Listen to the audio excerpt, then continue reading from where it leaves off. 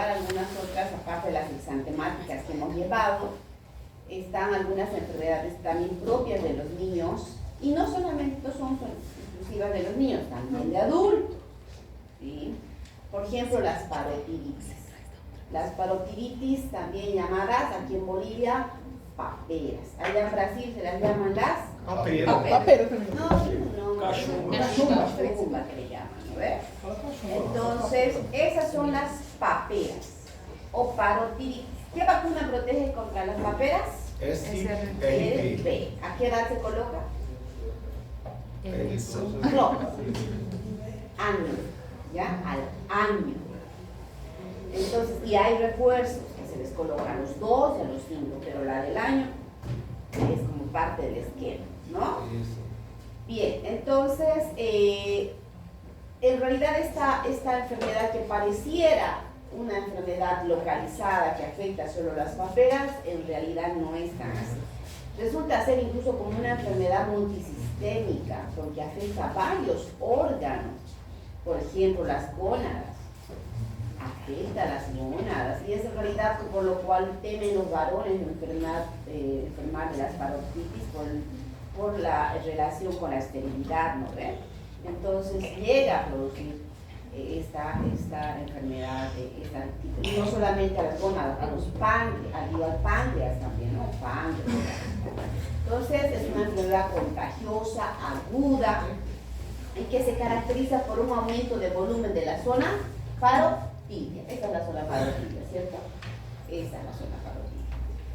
Entonces es producida por un virus, el páramo, de la que pertenece a la familia de Paramyxoviridae, ¿ya? En realidad no me interesa tanto que se piensan las partes de eso, ya han debido llevar en biología, qué sé yo, pero tenemos que saber que el ser humano hasta el momento es el único huésped natural conocido, ¿no? De la parotiditis, o que puede cursar con la parotiditis. Usualmente en la primera infancia, pero antes era más frecuente, pero gracias a la vacuna se ha visto menos casos de parotiditis, ¿cierto? Aunque adultos también. Ahora, aquellos adultos que no han sido vacunados, por ejemplo, mi esposo, siempre le pongo de ejemplo, cuando hizo la residencia, hizo varicela e hizo parotiditis. O sea, imagínense, dos cosas, y ya casi me asusté, dije, ya no va a tener hijos, pero gracias a Dios tuve. Entonces, pero igual, o sea, fue terrible, ¿no? Fue terrible porque, bueno, años antes no había pues las vacunas, ¿no? O las mamás tenían ciertas, qué sé yo, ciertos tabús, no sé, eran antivacunas y no les hacían colocar las vacunas, ¿cierto? Y bueno, entonces, ahí es que hay que nosotros hacer conciencia a los papás de los beneficios que tienen las vacunas.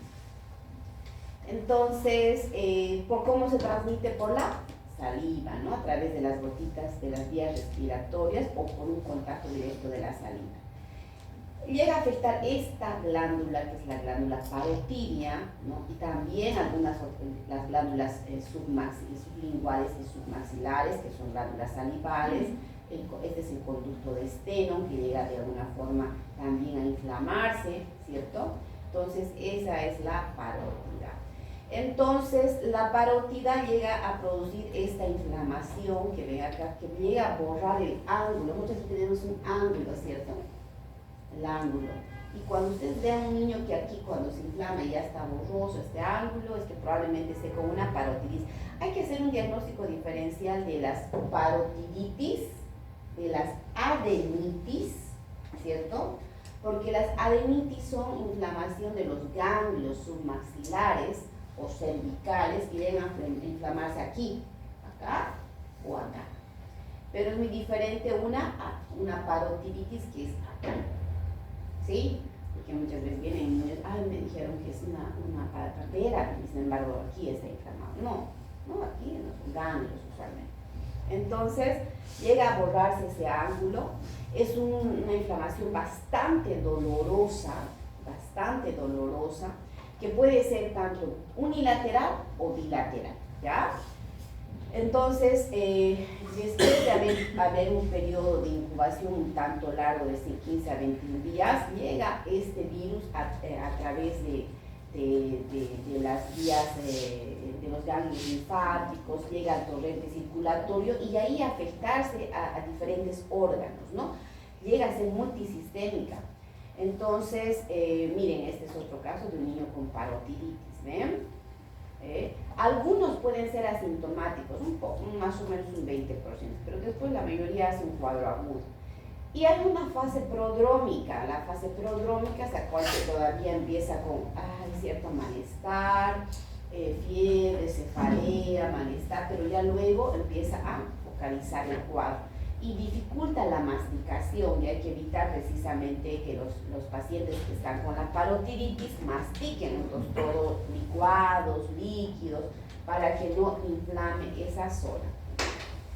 El diagnóstico básicamente es la clínica, ¿cierto? Y también la podemos hacer algunos estudios laboratoriales, por ejemplo, el cultivo y aislamiento del virus de la saliva, ¿no? O también se lo puede localizar estos virus tanto en líquido cefalorraquídeo y en la orina. Puede haber también alteraciones tipo meningitis, pueden llegar a nunca usar, pero sí se produce. O también la determinación de anticuerpos tipo inmunoglobulina M, ¿ya? O bien mediante reacciones de PCR, reacción de cadena de polimerasa. Como les decía hace rato, existe como un cuadro, pareciera un cuadro incluso como es multisistémico, muy agudo cuando realmente llega a afectar otros órganos, y laboratorialmente cuando ustedes le hacen un hemograma, si bien este es un cuadro viral, por tanta inflamación a diferentes órganos, puede haber una franca leucocitosis con una desviación a la izquierda. Cuando hay eso, ¿qué nos orienta? Un problema bacteriano, entonces no podría decir esto es una bacteria, pero en realidad es más por el compromiso inflamatorio a nivel general que hay esta desviación a la izquierda con leucocitosis. Va también a haber un incremento, por supuesto, de la amilasa, ¿no? De la amilasa, incluso puede haber de la lipasa, ¿no? Entonces puede haber elevación. Entonces, esto precisamente por la afectación del páncreas, ¿ya? Hay complicaciones, les decía, hay algunas complicaciones, las más frecuentes llegarían a ser los cuadros que si bien no son frecuentes, pero bueno, la verdad según la teoría las nombran como frecuentes, pero en la práctica en los niños en particular rara vez he visto esto, que es las meningitis y la afectación gonadal. La afectación gonadal sí, la mayoría de los niños que he visto han hecho, ¿no? Que es que es las meningitis, porque atraviesa la barrera hematoencefálica y producir síntomas como meningitis, pues fiebre, dolor de cabeza, bruxismo positivo, puede haber convulsiones, puede hacer vómitos, todo lo que llevaría a ser el cuadro de una meningitis, ¿no?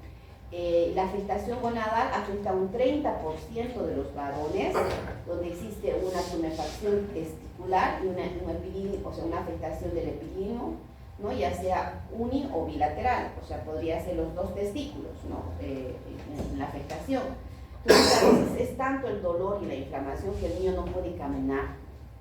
Y es por eso que a veces se les coloca, se indica, ¿no? a los papás, a los niños que guarden reposo, o si tienen la necesidad de ir al baño, caminar, que pongan como unos calzoncitos de sujeción bien, que contengan, digamos, los testículos y no estén con la gravedad, o sea, les duele, ¿no? Por el peso y la inflamación, que contengan bastante bien los testículos, ¿no?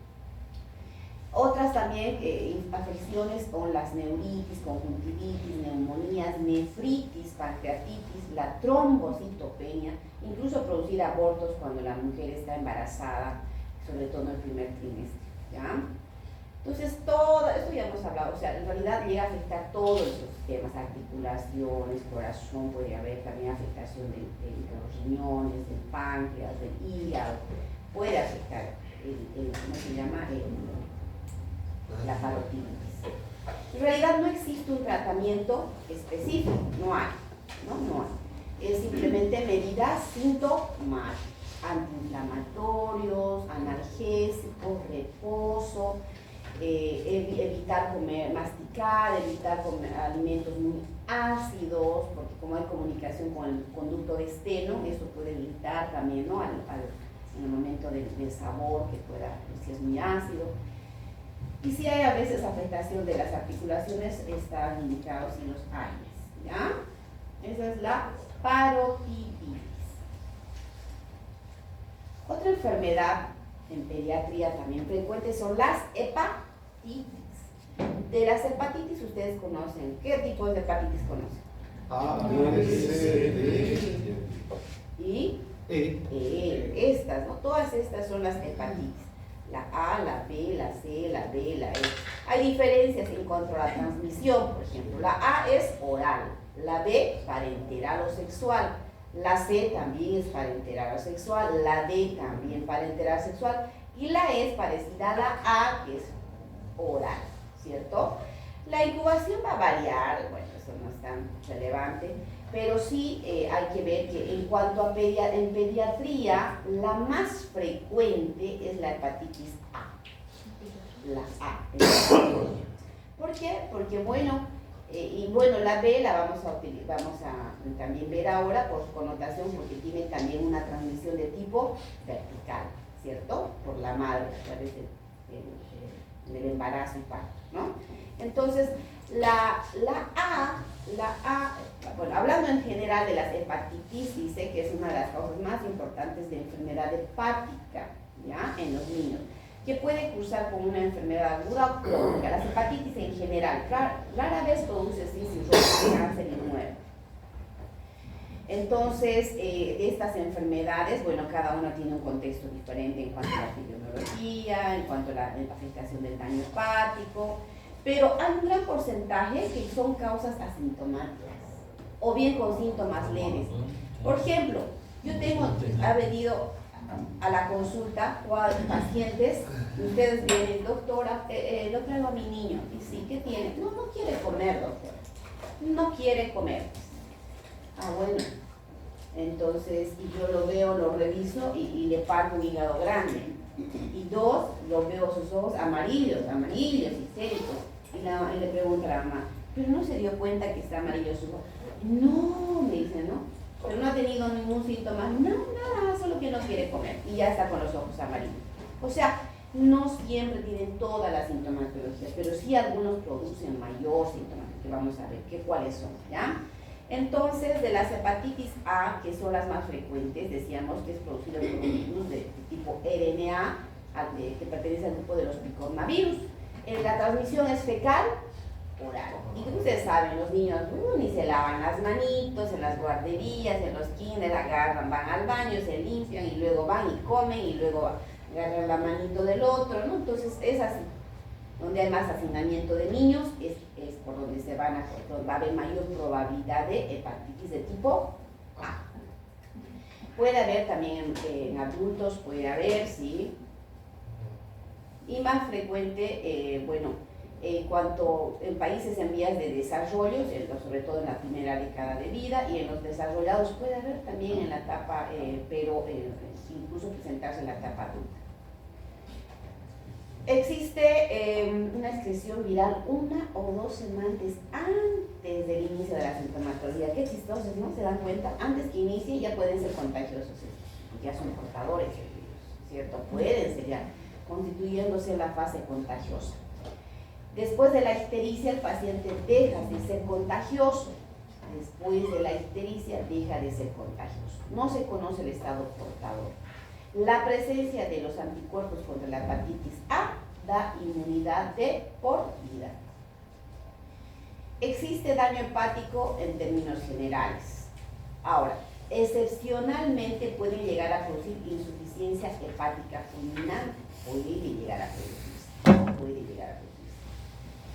Más importante. Ahora, en cuanto a la clínica, muchas gracias.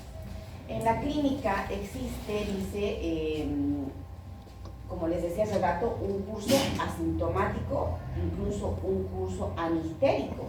Ustedes van a ver niños que no siempre van a hacer lo típico. Uno dice, está del hígado, tendría que estar amarillo, pero a veces no. Hay las hepatitis anistéricas, son variables, son como variantes, ¿no?, de las hepatitis anistéricas.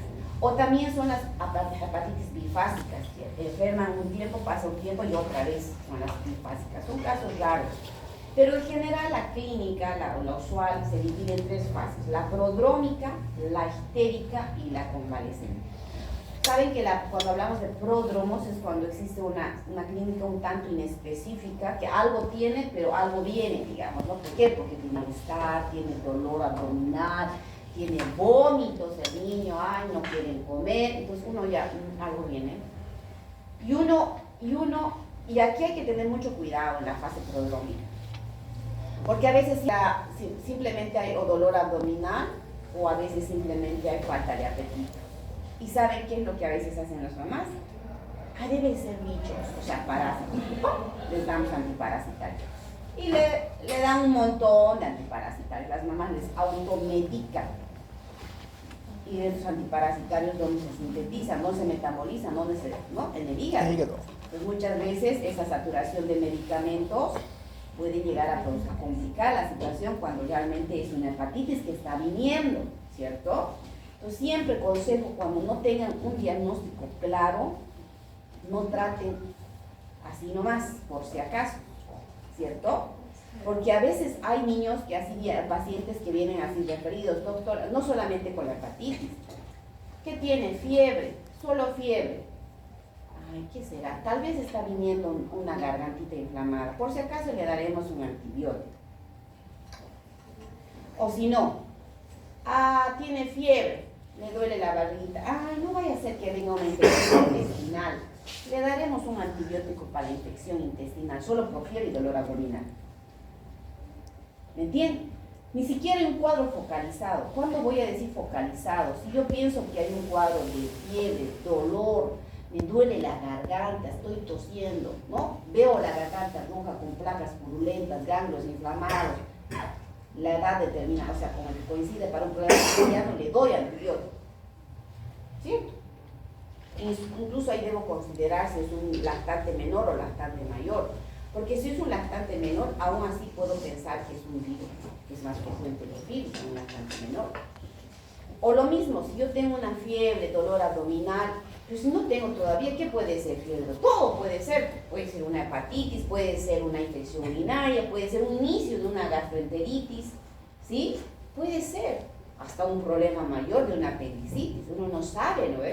Pero no puedo decir que por dolor abdominal y fiebre tiene una infección intestinal, ¿por qué? O una gastroenteritis, no puedo, porque todavía no está focalizado. Otra cosa es que venga y me diga, doctora, le cuento que está con fiebre, dolor abdominal, pero tiene diarrea, con moco, incluso con sangre, a vomitar. Ya, ahí como que ya uno pareciera una disentería, ¿no?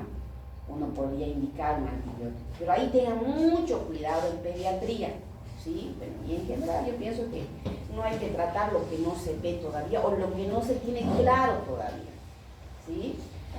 Porque siempre en cualquier enfermedad hay una fase prodrómica. Pareciera desesperante, pero a mis papás hay que explicar bien. Yo así se los dibujo. Porque a los papás si es que no se los explica, se van asustados. O sea, dicen, ¿será? Vienen un primer día de fiebre. Y el papá viene desesperado. Doctora, tiene fiebre. ¿Qué tiene? Bueno, no sabemos todavía. Si no tiene más nada, lo reviso, no hay nada, no hay todavía, no se ha focalizado, señora. Puede ser será un virus, será una bacteria, no sabemos.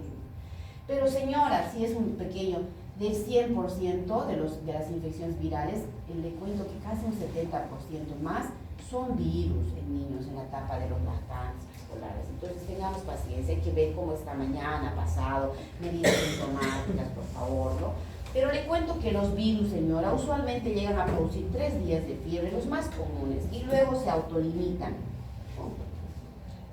Pero sí hay que darles los medicamentos, señora. Pero si la fiebre dura un tercer día, tiene que usted venir aquí, para que yo le reevalúe y vea si es que ha focalizado, algo inflamado, garganta inflamado, o se ha presentado diarrea. Tengo que volver a ver, porque si yo le veo aquí, y no hay nada todavía de focalización, tengo que volverlo a ver acá, ¿cierto? Pero ¿saben qué pasa con los papás? A veces desesperan acá. Y siempre ser pediatra de un niño un primer día es ser un mal pediatra para el papá. si el pediatra actúa como coherentemente con el cuadro. Hay pediatras que al primer día, y si no hay focalización, igual eran antibióticos para todo. O sea, a un buen pediatra, digamos, ¿no? Pero hay pediatras que sabemos que no siempre, a veces, si no hay un floco claro, entonces tenemos que medir medidas asintomáticas. Y el buen pediatra es aquel que a mí yo agradezco cuando llegan aquí conmigo, porque ya aquí ya como que ya el cuadro se focaliza. Ya el niño viene con su gargantita o ya tiene diarreíta, algo, entonces ya tú puedes un tanto medicarlo según el foco. O bien ya le pidió laboratorios y como seguía con fiebre, la mamá vino a otro pediatra. Así es lo típico, por eso cuando le llega un niño el primer día de fiebre, ya tenía este papá, hay que explicarle, si no, va a ir a otro pediatra, si no, o sea, si sigue la fiebre, o sea, es típico, a menos que realmente, ¿no? O sea, por eso es tan importante la explicación y la seguridad que usted pueda dar, o sea, ustedes pueden dar al paciente para que haga el seguimiento correcto al niño, ¿no? Entonces, la fase prodrómica es donde realmente existe una clínica un tanto inespecífica. Pero ya luego existe una fase histérica donde ya ustedes lo van a ver al niño y la mamá va a ver que está amarillito, sus ojitos amarillitos. Ah, ya, eso es una hepatitis, ¿no? ¿Qué va a ser? Hepatitis. Y luego ya la fase de convalescencia, ¿no? La convalescencia. ¿Esta da orina negra también, doctor? No, orina blanca, la colia y la orina amarilla. ¿Entiendes? La hepatitis. A hepatitis, as fezes fica blanca? Sí, a col, esa es blanca. ¿Y orina da col y Coca-Cola? No. Sí, un tanto histérica, más turbia. Sí, más turbia. ¿Sí? Entonces, aquí está. En la fase prodrómica existe anorexia, falta de apetito, astenia, no tienen valor para hacer las cosas, dolores abdominales, fiebre, cefaleas, 3 a 10 días. Parece un cuadro pseudogripal, quien sea diría parece una gripe, pero luego está en la fase estado donde aparece una orina colúrica, ¿no? Más tinta. Y la histericia, ¿qué es esto? ¿No? Bien, este niño que parece un piolín. ¿Me conocen al piolín? ¿Quién me conoce al piolito? Piolín. Digo al piolín. No veían en sus tiempos el piolín, ya no hay. Así de extremo llegan los amarillos. Y a mí me han llegado así los niños, amarillos totales. ¿Y qué creen? Que cuando llegan con histericia los niños están bienísimos. Doctor, y usted le ven amarillo, wow, uno diría, wow, está mal este niño, pero en realidad, eso es lo chistoso de la hepatitis, lo ilógico, que cuando están, antes de que aparezca la histericia, están con mucho malestar, vomita, pero se empiezan a teñir y ya desaparecen los síntomas, ¿sí? En una hepatitis común, ¿no? Me refiero. Y la evolución normalmente es favorable, muy rara vez aparece la histericia, ¿no? Y las heces hipopigmentadas, lo que usted me decía que son heces blancas hipopigmentadas. Entonces, la histericia puede ser de leve a intensa, ¿ya? Hay hepatomegalia, esplenomegalia, ganglios inflamados, puede haber epistaxis. Porque si hay sangrados, es que yo tengo que ver que haya cierto compromiso de la funcionalidad hepática. Una cosa es hablar de la integridad hepática y otra cosa es hablar de la funcionalidad hepática. ¿Qué pruebas de integridad hepática conocen? Pruebas de integridad hepática. ¿Cuáles conocen? Transaminasa. TGO, TGP, ¿qué más? Fosfatasa alcalina, bilirrubinas, total, directa, indirecta. O sea, de alguna forma me va a ver si hay proceso inflamatorio obstructivo, la integridad hepática. Y en una hepatitis, lo primero que te puede afectar sí es la integridad. Y las más de las veces solo afecta la integridad hepática. Se inflama, ¿no? Entonces, pero muchas veces llega a afectar la funcionalidad hepática. No niño que tenga hepatitis es que está funcionando mal su hígado, no. Sí que está inflamado, pero que está funcionando bien. ¿Y qué pruebas de funcionalidad hepática conocen? Que miden indirectamente la funcionalidad. TP, glicemia, albumina y otras más, pero las más comunes. ¿Por qué? Porque el tiempo de protrombina mide ¿cómo se llama? Los factores de coagulación vitamina K dependientes que se sintetizan a nivel hepático. ¿Cuáles son? Les pregunté yo, ¿qué se llama? 2, 7, 9.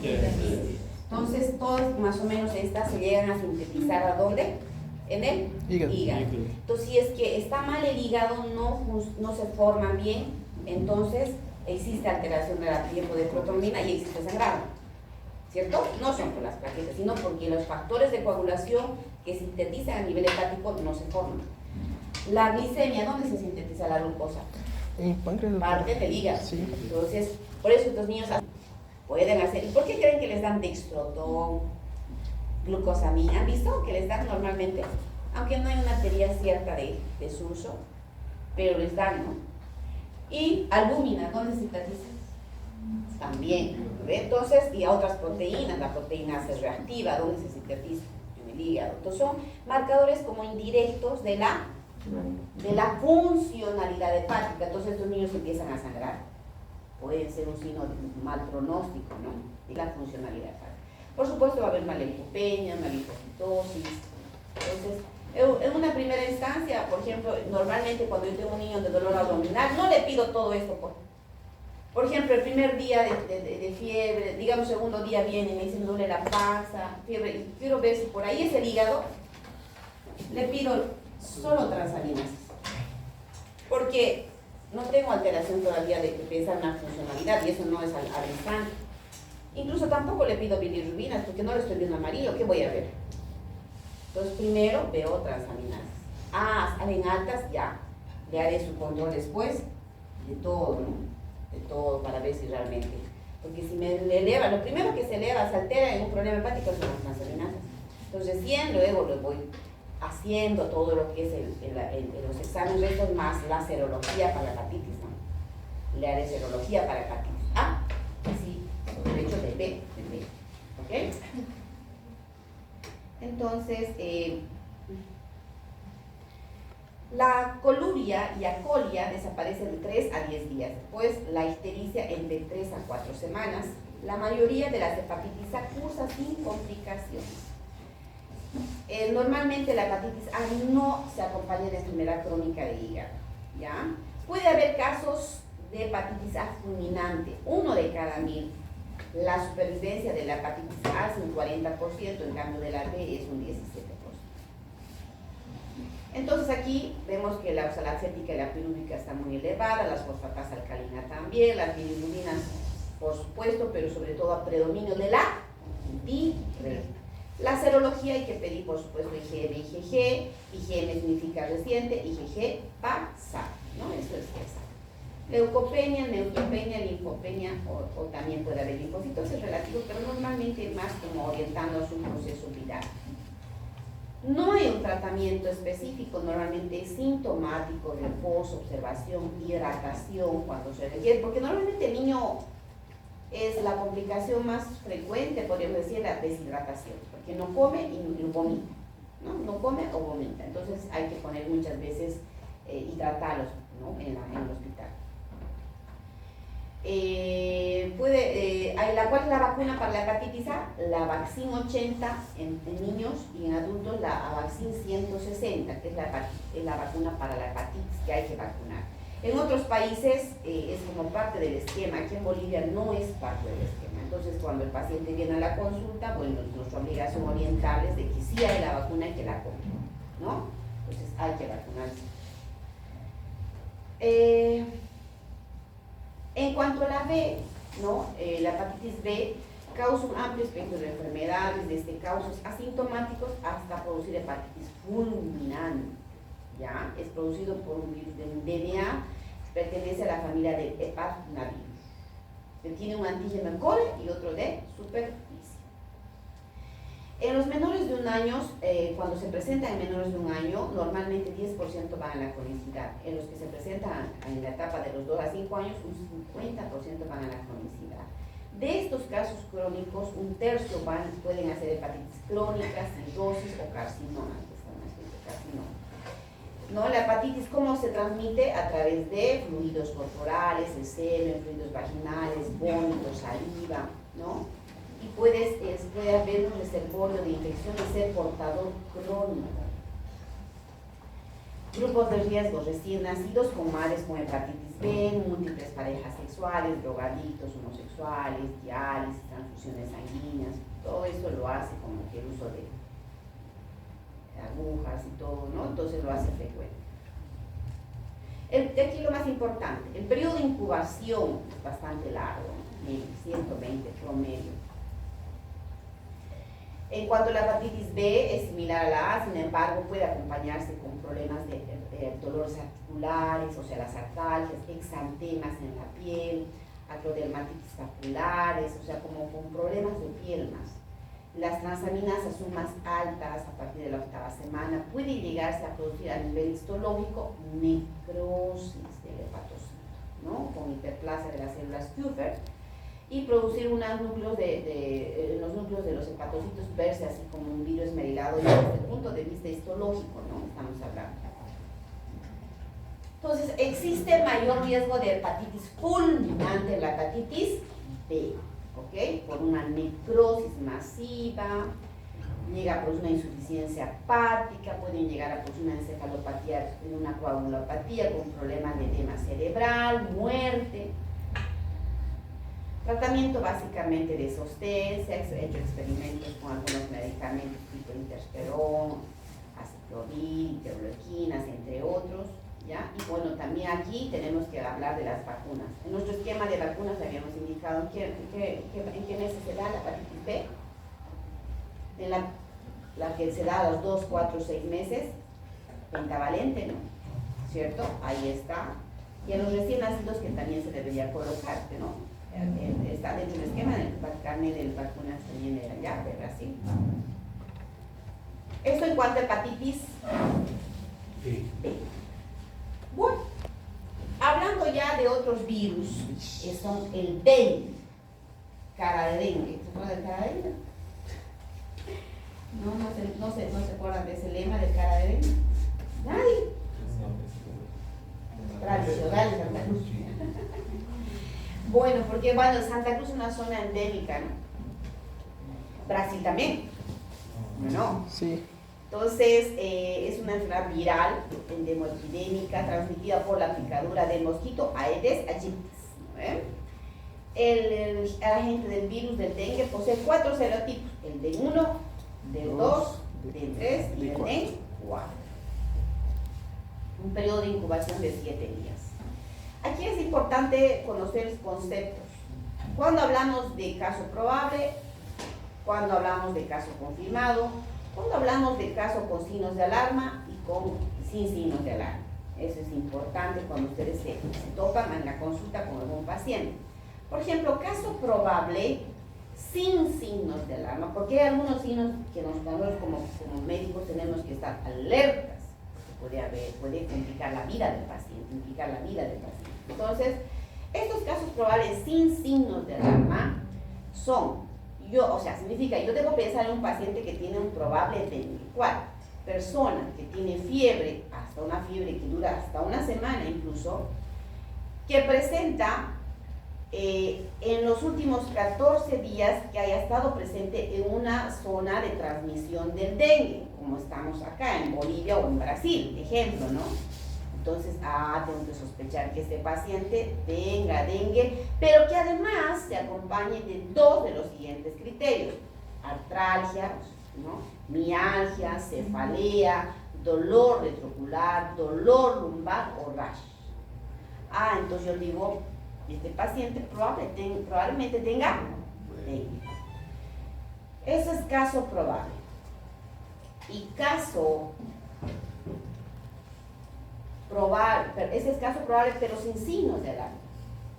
Y hay caso probable con signos de alarma, o sea, que además de todo lo que habíamos dicho adelante, además tenga uno de los siguientes síntomas: dolor abdominal, vómitos, derrames, hipotermia, oliguria, astenia, alteración del estado mental, hepatomegalia, incremento brusco, hiperproteinemia, y aquí yo aumentéle acá, sangrados, ¿sí? Con signo de alarma.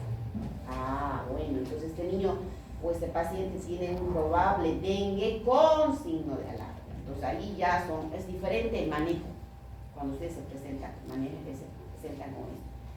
Y caso confirmado, que seguramente a los pacientes le he pedido ya yo el laboratorio y pues me ha dado positivo, ya sea aislamiento del virus del dengue en forma de un PCR positivo o la detección del antígeno en S1 o la detección de anticuerpos IgM para el dengue, ¿no? Entonces uno ya está confirmando el dengue.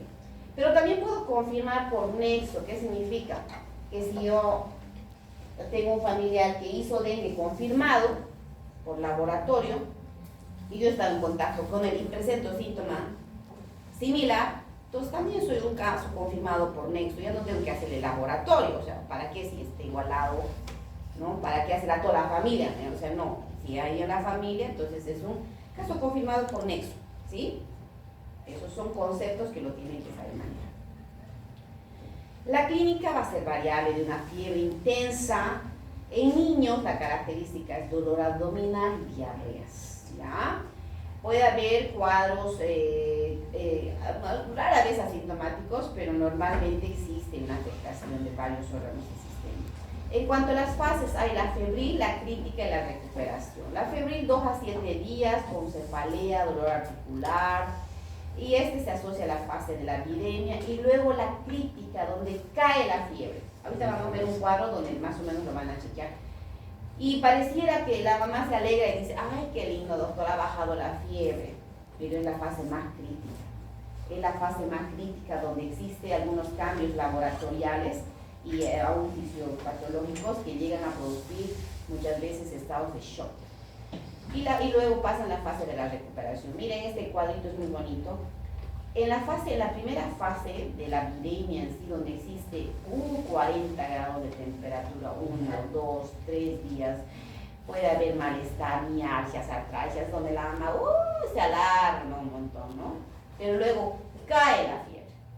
Y la mamá, ay, qué lindo, ya ha bajado. No, pero en realidad esta fase, esta que está con medio rojo, medio naranja y roja, es la fase que existe a nivel general, a nivel sistémico, algunos cambios, como por ejemplo, va a haber, por toda esta situación de la deshidratación, más una hemoconcentración, con una salida de líquidos a nivel del intersticio por el proceso inflamatorio a nivel de los vasos, puede haber una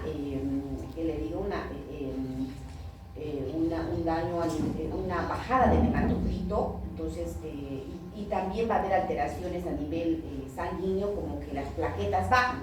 Entonces todo eso hace que el paciente se hemoconcentre y también exista sangrados a este nivel, y puede entrar en casos de shock por formación de terceros espacios. Puede haber formación de tercer espacio a nivel de líquido, a nivel de abdomen, a nivel pleural, o sea, del peritoneo a nivel pleural puede haber, ¿no? O incluso hasta a veces se hematizan. Entonces son cuadros donde entra el paciente, puede entrar en shock. Hay que estar alertas en estos días en los cuales ha bajado la temperatura. Y ya luego existe una reabsorción de estos líquidos donde ha habido trasudado, existe una reabsorción donde entraríamos en la fase de ya la convalecencia, diríamos, ¿no? Entonces, en esta fase, por eso hacer un primer día, digamos que fuera el dengue, hacer un primer día de fiebre, un dengue no sale nada. ¿Qué pretenden? Encontrar nada. Aún un segundo día, capaz entre un tercer a cuarto y a uno, ¿no? Podría tener algún cambio laboratorial aquí, donde mis leucocitos seguramente van a bajar y las plaquetas también.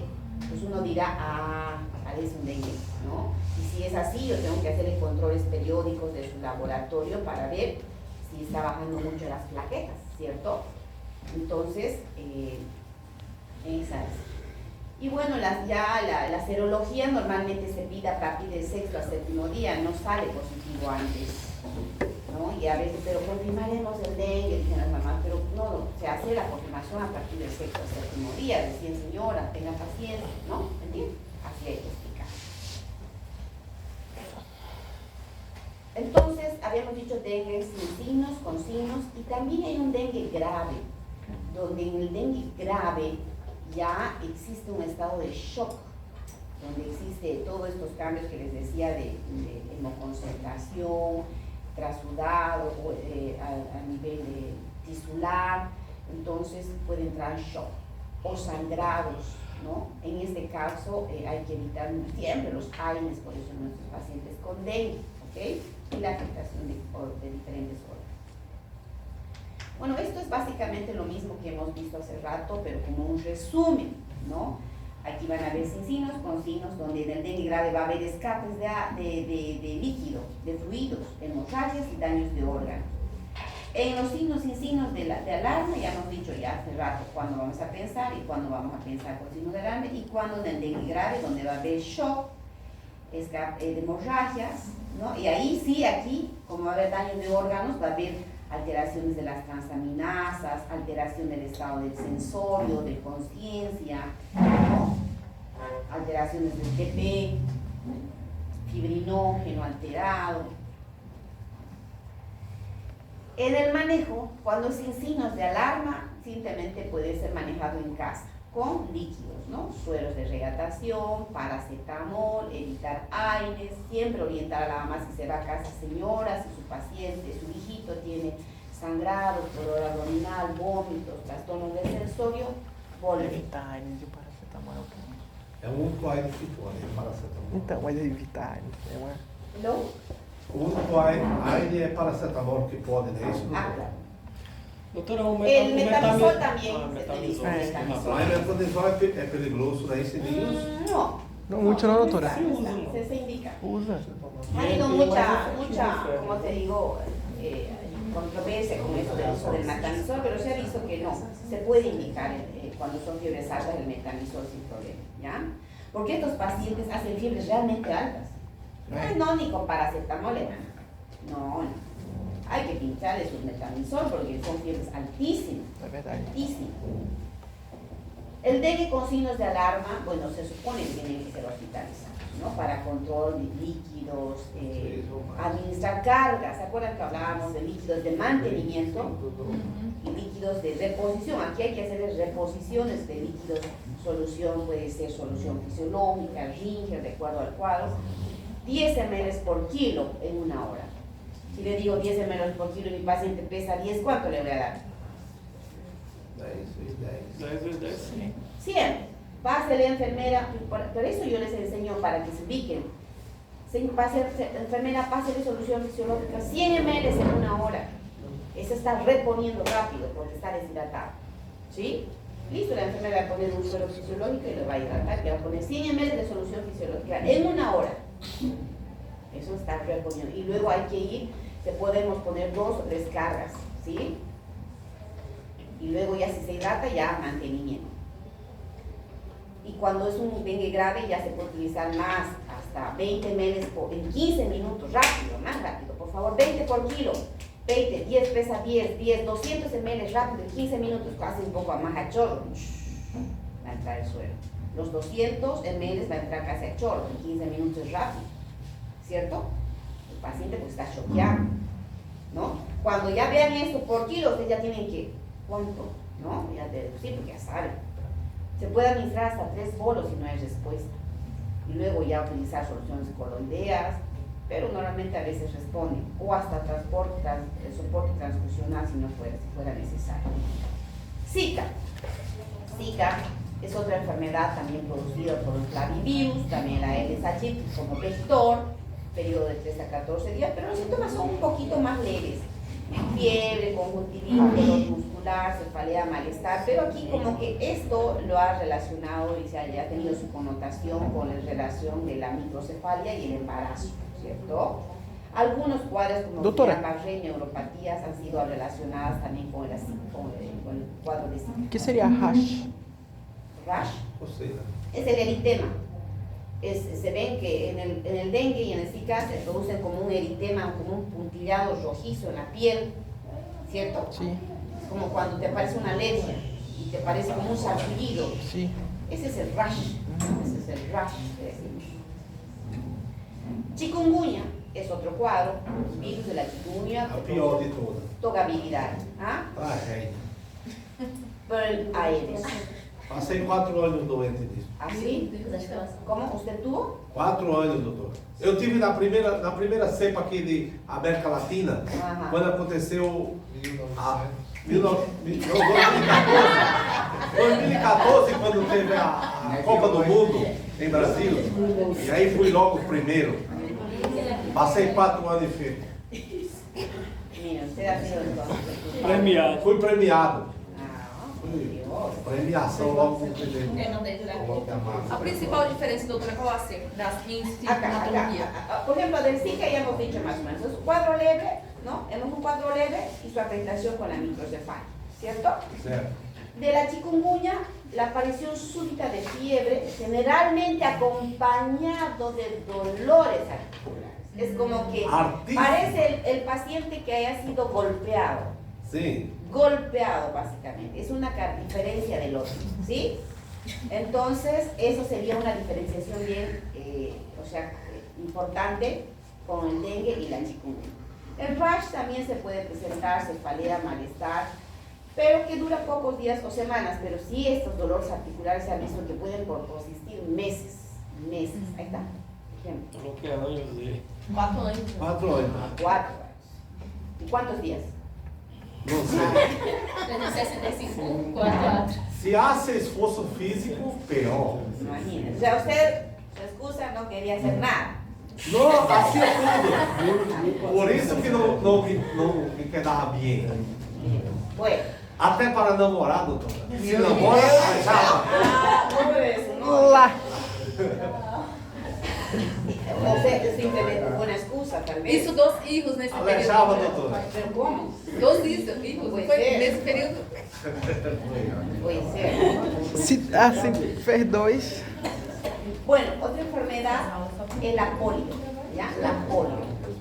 Poliomielitis. La poliomielitis, bueno, ven que realmente, no sé si este cuadro lo han visto, lo pasé pero realmente es una enfermedad que ha causado situaciones muy dramáticas, ¿no? Con los niños en una temporada por las secuelas en las partes motoras de los niños. Miren, estos niños básicamente inválidos, ¿no?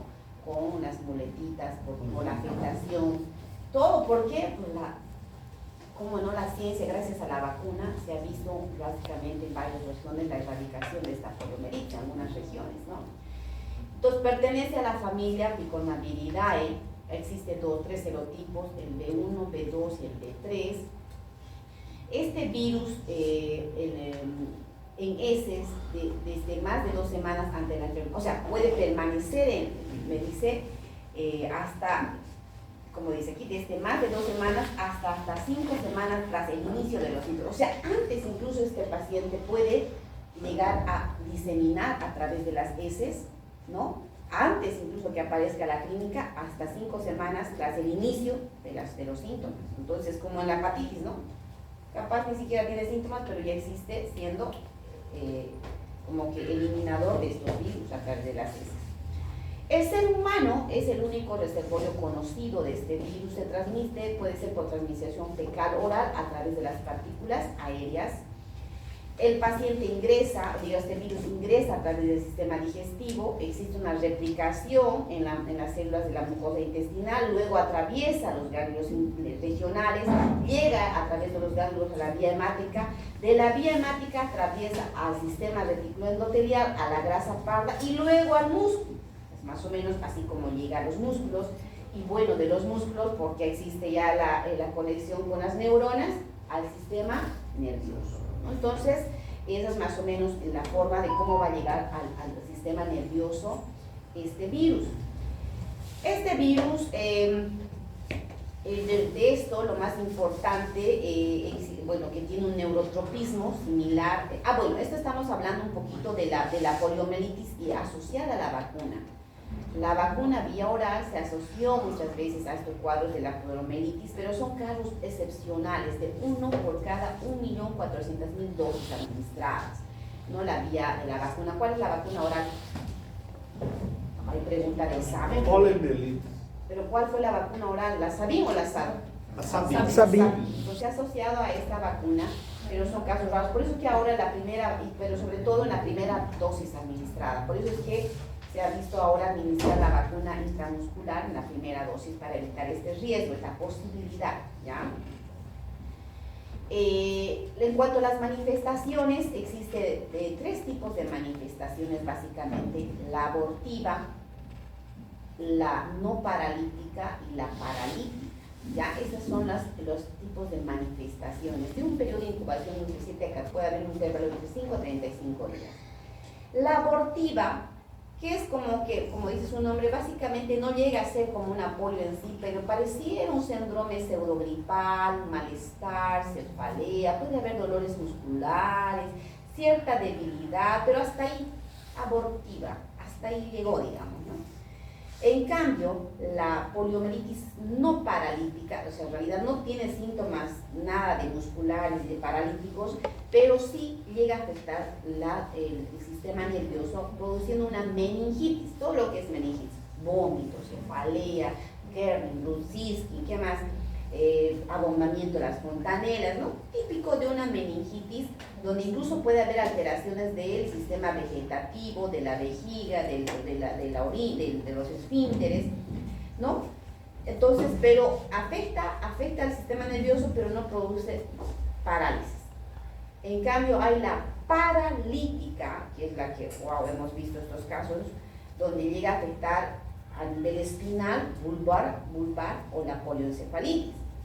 Cuando esta paralítica llega a afectar a nivel espinal es cuando llega a producirse esta famosa parálisis que hemos visto de estos niños, que son parálisis progresiva, flácida, arrefléxica y atrófica, que de a poco se va a paralizar, progresiva, básicamente flácida, ¿no? O sea, una flacidez total, no va a tener reflejos, por eso es arrefléxica, y atrófica porque, bueno, los músculos no hay funcionalidad, pues se van a atrofiar debido a la afectación de la segunda motoneurona situada en el lazo anterior de la mente.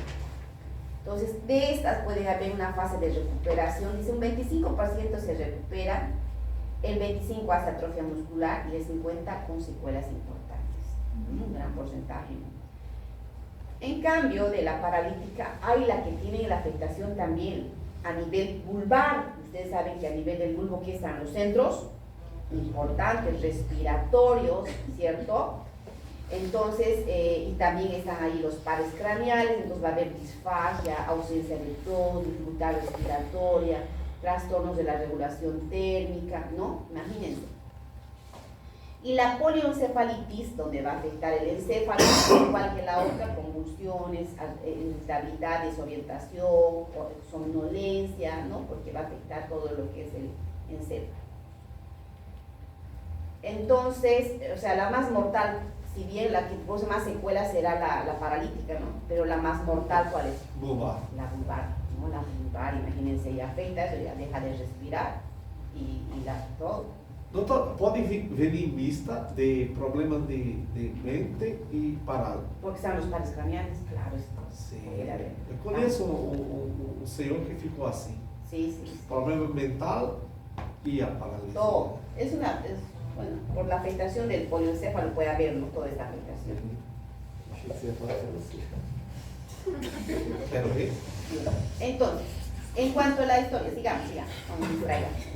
En cuanto al diagnóstico, entonces la historia clínica, el laboratorio, el aislamiento del virus en ese, la serología, puede ayudarnos.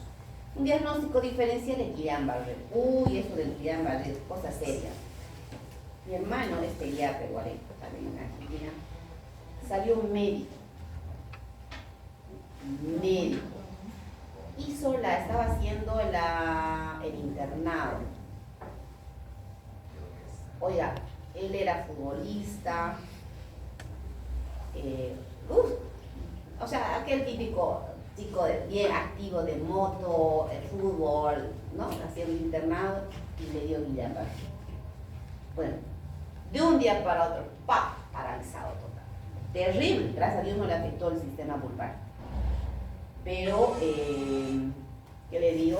Es una diferenciación, o sea, yo lo viví, digamos, lo que es la parálisis en carne propia con la afectación esto, pero hay que hacer un diagnóstico diferencial, ¿no?